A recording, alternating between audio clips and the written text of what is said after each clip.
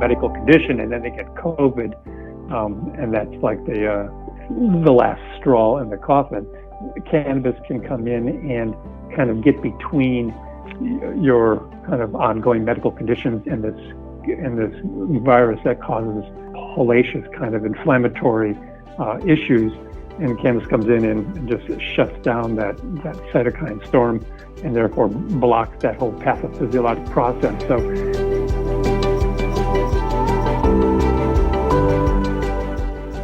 welcome to the Miracle Plant Podcast, the show that inspires, promotes, and gives you a daily dose of inspiration from the people who have used cannabis to change their lives in extraordinary ways. Here's your host, Justin Benton. Welcome to the Miracle Plant Podcast, where we discuss this miracle plant with so many names and how it helps people in so many extraordinary ways. Today we're having back one of our favorite guests on an interview that we had, and Dr. William-Courtney will be discussing cannabis, hemp, raw cannabis, and how it helps prevent, how it can help prevent COVID, and how it can help you recover. We're also going to have some people on stage that have actually experienced COVID and talk about their symptoms and talk about how raw cannabis helped them and their recovery. So with no further ado, we've got Dan and Janet and LaTara and some others here on Clubhouse too that I look forward to hearing some insights and sharing what we know about this virus and what we know about cannabis and raw cannabis and how it can help us with this virus and any virus out there. So with no further ado, Dan, let's listen to Dr. William-Courtney. Dr. William-Courtney, back from the Caribbean. How are we doing, Dr. Courtney? we are doing fantastic. Last time we talked about some exciting revelations about COVID, and I know there's been some great research going on. It seems to be in other countries than ours, which I know you're in. But yeah, I'd love for you to give you the stage to share your research and findings and what conclusions you've come to about COVID and how cannabis can help. Yeah, and when you move into the COVID arena, you're looking at, can you prevent the attachment of the virus? And it appears that the angiotensin converting enzyme ACE2 is a site where the COVID virus attaches, and then there's a process by which it enters into the cell. Both of those steps can be blocked, and that's where prevention really occurs. If you can prevent the binding and entry, then you're in good shape. And then in addition, it's huge as an anti-inflammatory. I mean, there are patents on cannabinoids as anti-inflammatories, and those are worth looking up and reading. But if you just go in and put in COVID and cannabis, it's stunning in its ability to be useful. And so if you can prevent it, then you don't really need it as an anti-inflammatory. If you've got it and you're coming late to this information, it's like, I'm struggling with it now and then I'm hearing this, or a friend of mine just got it and they're having issues. You move into this stunning anti-inflammatory response. And when it first attaches, there's these acute reactions that occur. And when you can block those excitotoxic cytokine storms, you can really just shut down a lot of the symptomatology of the condition. So the key thing is cannabis is strongly anti-inflammatory, and in COVID, the cytokine storm is just an acute inflammatory response, and it's found in a lot of the adult respiratory distress syndromes. SARS, ADRS from SARS-1. For the last 10 or 15 years, there's been a lot of research in these with these viruses. And what cannabis is so good at is quelling that cytokine storm, because it's a cytokine storm that causes the inflammation and swelling and fluid collection in the lungs. And for people that have, maybe they've had diabetes or heart disease, or they got comorbidity, meaning some kind of concurrent medical condition, and then they get COVID, and that's like the last straw in the coffin. Cannabis can come in and kind of get between your kind of ongoing medical conditions in this virus that causes hellacious kind of inflammatory issues. And cannabis comes in and just shuts down that cytokine storm and therefore blocks that whole pathophysiologic process. So, still prevention, when in an area of interest of mine is if you have access to fresh green material, you can julienne cut it into very long, like say a 3-inch long strip that's only an 1/8 of an inch wide. So it's like this little pieces of spaghetti or something. And you take that raw cannabis, and the reason you cut it in those very long strips is you can kind of wad it into a ball and it'll stay snug together, it won't fall apart in your mouth. Put a plug of raw cannabis between your jaw and your cheek. The saliva will soften it. The terpene, the bouquet it's kind of pungent when you first put it in, and that is an issue that people have to kind of work with. And once you've done it a while, then you come to love it a lot. But the first time you go around, it's like, whoa, I could go out and eat pepper plants. I mean, this is kind of strange. But it settles down pretty quickly, and then when it settles down, you just squeeze your jaw muscle, and that squeezes that little ball of raw cannabis, and out come the terpenes and cannabinoids. And what's interesting is that the absorption that occurs in the mouth, it goes directly into the venous system. And so those terpenes and cannabinoids that are now in the venous system circulate through till they come back and get dumped back into, and they combine with all the other venous system, then goes into the heart and is circulated into the lung. But a large portion of the stuff that comes in from the intestine, 100% of what's absorbed from the intestine is filtered through the liver. And that's where these very important molecules can be degraded and metabolized, and they attach molecules that make them more water soluble, so they're excreted in urine. So when it's being absorbed in the intestine, a significant percentage of it is metabolized. But when it's absorbed directly in the venous system, only 10% of the blood in the venous system is shunted through the liver for filtering and cleaning. 90% of it just blows by the liver and goes back into the arterial system.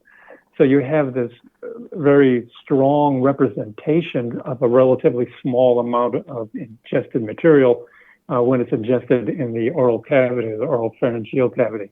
So a raw cannabis chew drizzles these molecules into the oral cavity where they can be absorbed through the mucosa of the mouth, and then go into the venous system, and then go into the arterial system and escape that heavy-handed metabolism that would occur if they had gone ahead and just, swallowed the raw cannabis straight away. I mean, swallowing raw cannabis, in particular, if you're doing juicing and you got high volumes, and then you've got the capacity to metabolize a large amount, but still a large amount will get in.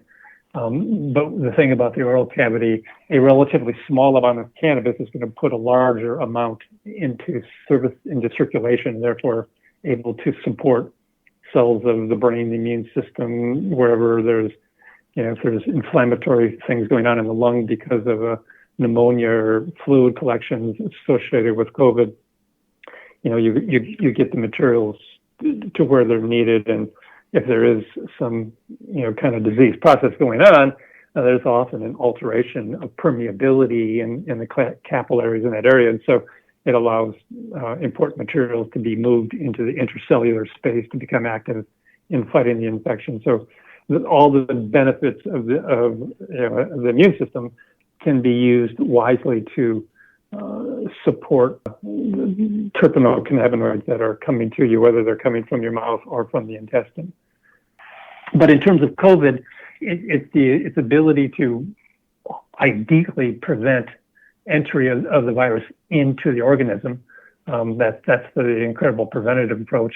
But if you already have a problem, then it kicks in as a very strong anti-inflammatory and helps shut down that cytokine storm, which is the process whereby this condition can become seriously pathologic, leading to serious morbidity and extended hospital stays and fatality, and in some cases, particularly those who are already compromised because of other concurrent or pre-existing medical conditions.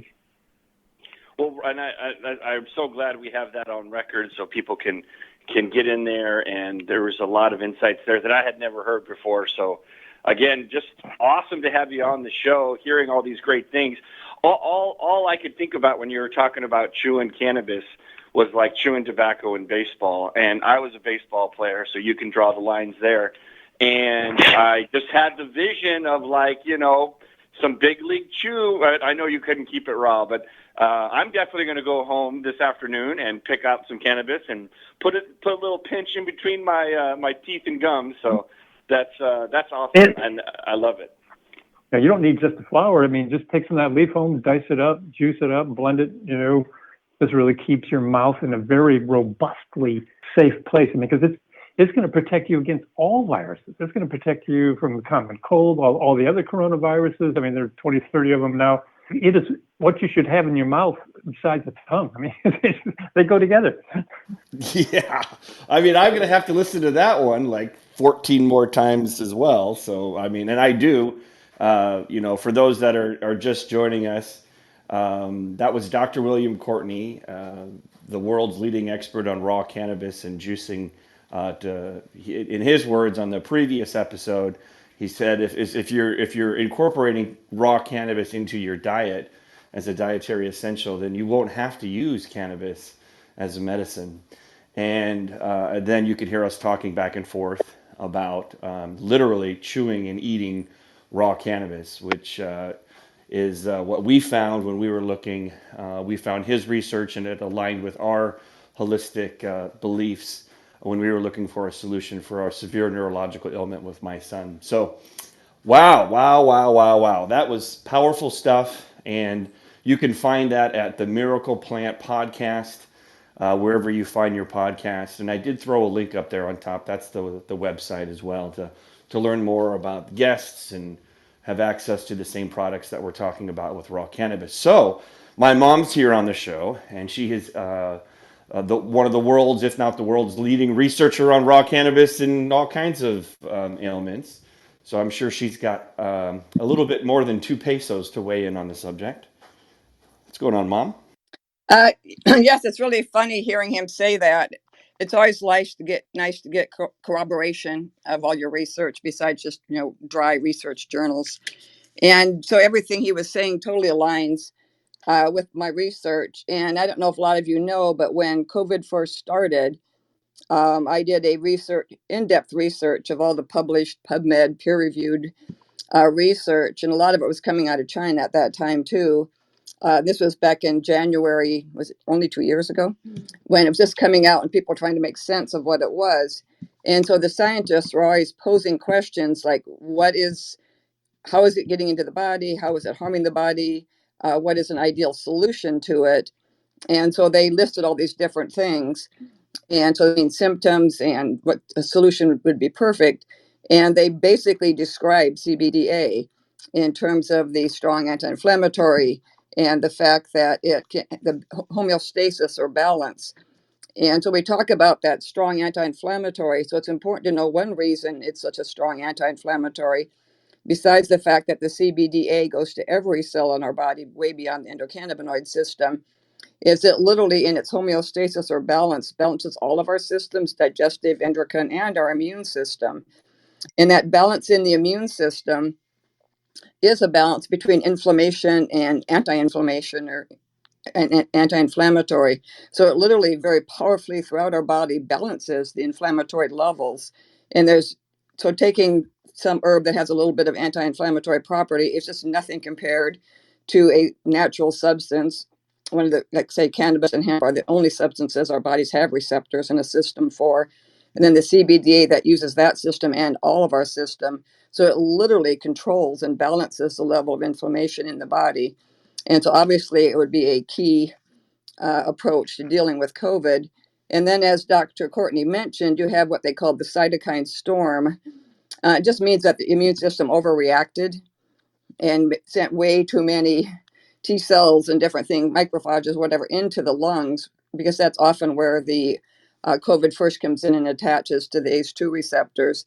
And pretty soon you have all these byproducts of it, including fluid. And then you get basically like pneumonia type symptoms, and you see all the people on the respirators and everything. especially if they've already had, like you mentioned, other pre-existing conditions. And so the fact that the CBDA can balance the immune system and therefore prevent that storm from happening. And the other side of that, too, that he didn't mention, and so the whole idea of balance, so it stops it from overreacting. But if your immune system is weak and underreacting, CBDA can actually trigger T cell production to start the immune system working. And so either side of the coin, the CBD is in there helping with not only the anti-inflammatory, but also the balancing of the immune system and, encouraging it to act in whatever way it needs to fight that particular problem. And again, too, just real briefly, very strong antioxidant. And so sometimes take our vitamin C or quercetin or whatever. But again, too, the CBDA balances the endocrine or hormonal system, which again is oxidation, which is, I call it rust sometimes.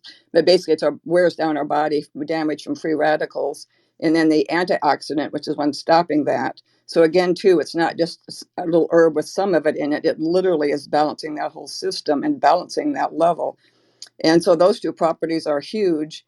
And then, so the homeostasis, anti-inflammatory, antioxidant.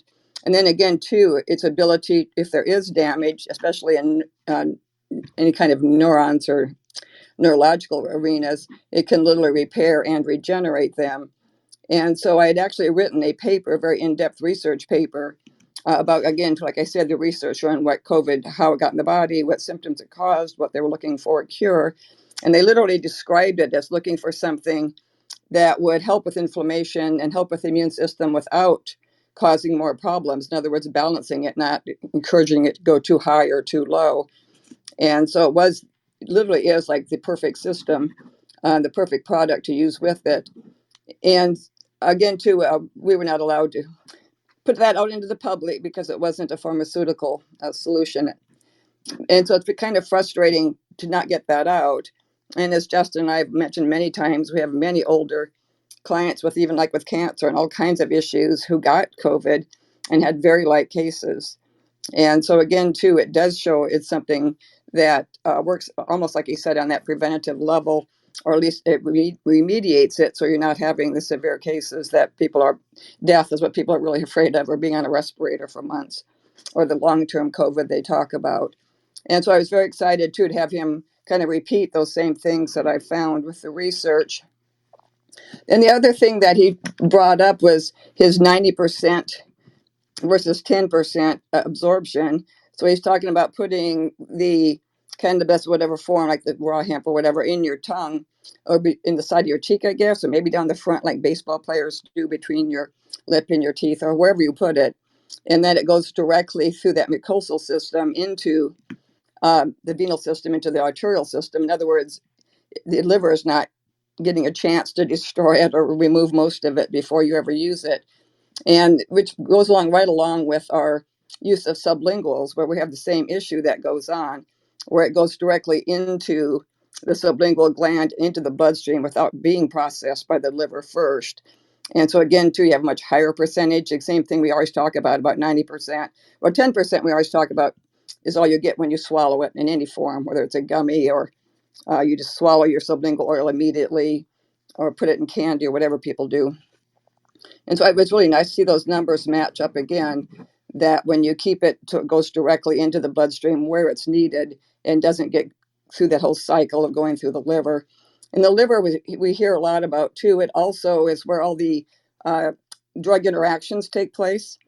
And so the majority of drug interactions are actually drug interactions. It's the chemicals and the makeup of the drugs or the pharmaceuticals that our body aid doesn't recognize and doesn't really know how to deal with.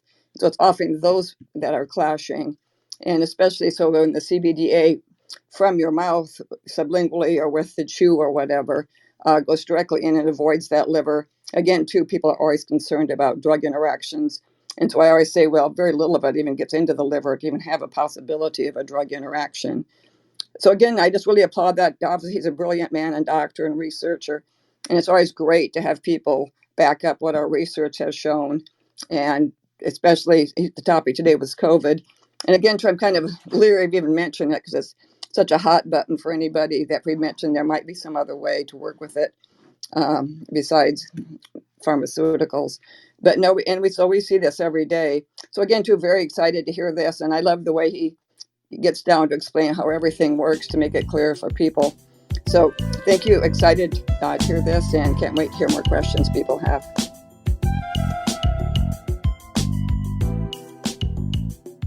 Of course, people might not know what CBDA is, who aren't in our world all the time. Just so people know, cannabidiol, when it's made by the plant, is in an acid form. So it's called CBDA for short.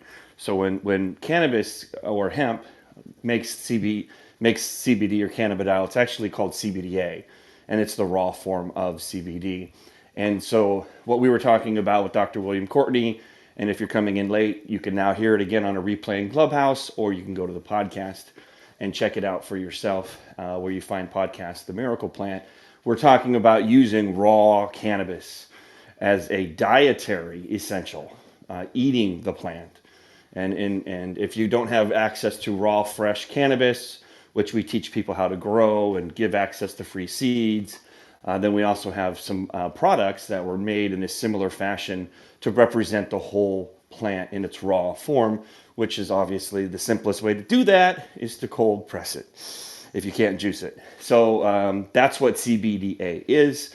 And we are proponents of the whole miracle plant working together like a New York symphony, and everything that was in there originally for millions of years, leaving it exactly the way it was intended, exactly the way Mother Nature grew it, exactly the way animals like us have been consuming it for tens of thousands of years. So I wanted to make sure everyone was clear on what CBDA meant. And I also wanted to talk about our experiences with COVID. We've had episodes on that in the past. If you go look back at our episodes on Miracle Plant, briefly, I'll share my experience with COVID. I got COVID this last go around, and I was taking some CBD. I usually take CBD on a daily basis, but I probably should take it more regularly. But I use it mostly just for stress and anxiety, and so that's usually around the afternoon or the evening. And so that's definitely when I'll take 30, 40, 50 milligrams of raw whole plant cannabis oil and put it under the tongue. And like we talked about here in the episode, with just throwing some in your mouth and putting it in between your tooth and gum, I'll do that too. But anyway, so I came down with it, and I was definitely tired the first couple days, and then I had a big headache, and then I was really tired for about 3 days, and I just slept a lot. I took lots and lots of cannabis oil, and to the tune of like 400 milligrams of sublingual oil every day, and drank lots and lots of water. Which was funny, when I got the diagnosis, the nurse doctor dude was like, he said, "Well, I'm sorry to tell you that you tested positive," and he just said, "Drink lots of water." I was like, well, that's really good advice, actually. I mean, we should all drink lots of water, and our bodies want to heal. And so for about 3 days, I was pretty tired, had some pretty good headaches, but I just kept gobbling down that CBD. And by the fourth day, I was on my road to recovery, and by the fifth day, I was back at it. So that's been my experience. I am so blessed that I've had access to this plant, this miracle plant. And I didn't have, I think I lost taste for a day or two, but what flu don't you? And then what else? That was it. I mean, I was back to normal. I didn't get any of the lung stuff that some people get. Just a bad flu for me was my experience. But then again, I was supplementing my body, my endocannabinoid system, my immune system with cannabis for years, and a lot of extra while I went through it. So that was my experience. So we can people can draw on that how they want. And I know, LaTara, you had an experience so that you've been on a previous podcast. So we talked about this before. If you care to share it, go for it. Yes, thanks, Justin. So I was tested positive for COVID back in October of 2020. I had no symptoms because, I really wasn't sick at all. So I was really shocked that I was positive. But I was using the CBD every day anyway. So I just kept doing what I was doing. I was also taking vitamin C and zinc. And I took all natural things just to help me heal. And I completely healed from it. I did increase, I was taking CBD like twice a day. I was taking the Alleviate, the 800 milligram. So I just increased it and I started taking it 3 times a day. And just like yourself, my doctor advised me to, drink a lot of water. And then he added in, taking zinc and vitamin C and vitamin D3.